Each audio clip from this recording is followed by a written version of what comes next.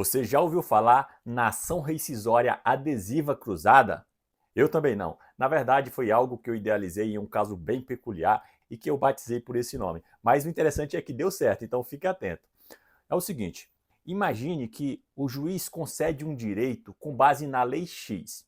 Posteriormente, vem o STF e declara essa Lei X inconstitucional. Nesse caso, cabe ação rescisória para rescindir aquela decisão que concedeu o direito com base nessa Lei X. Imagine agora outra situação.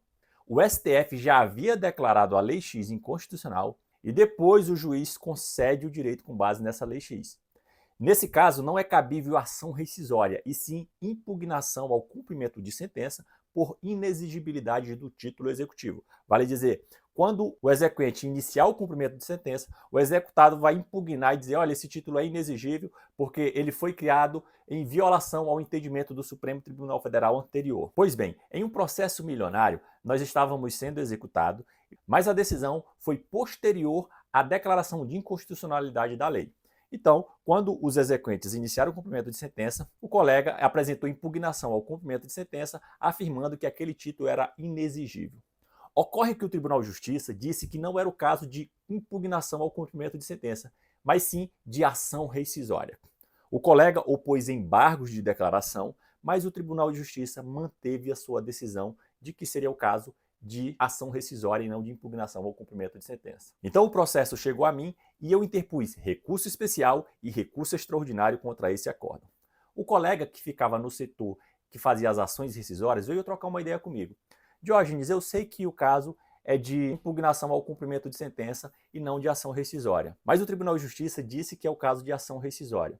O que tu acha de eu ajuizar a ação rescisória fundamentando o cabimento com base na decisão do Tribunal de Justiça? Isso porque, se porventura o RE e os RESP forem rejeitados, nós vamos perder a causa milionária. A preocupação desse colega é muito pertinente, porque mesmo que os recursos excepcionais sejam admissíveis, nunca há garantia de que eles serão julgados. O STF e o STJ têm uma jurisprudência muito defensiva e às vezes eles criam empecilhos para não julgar o recurso. Foi então que eu sugeri o ajuizamento de uma ação rescisória adesiva cruzada. Em analogia a um instituto que já existe, RE ou RESP adesivo cruzado. Sugeri: ajuiza a ação rescisória, mas explica para o tribunal que há um RE e um RESP pendentes de julgamento, nos quais se decidirá se é o caso de impugnação ao cumprimento de sentença ou de ação rescisória.